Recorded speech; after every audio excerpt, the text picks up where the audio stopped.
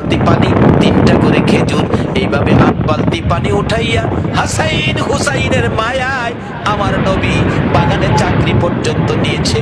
এই ভালোবাসার হাসাইন হুসাইনে কষ্ট পাবে, এই কাজ আপনারা কইরেন না। আমার নবী 8 বালতি পানি উঠাইয়া 9 বালতি পানি পড়াইয়া টান দিলে রশি ছিঁড়ে বালতি কুয়ার ভিতরে পড়ে গেছে। ইহুদি দৌড়ে আসছে, পানি উঠাও পানি উঠাও।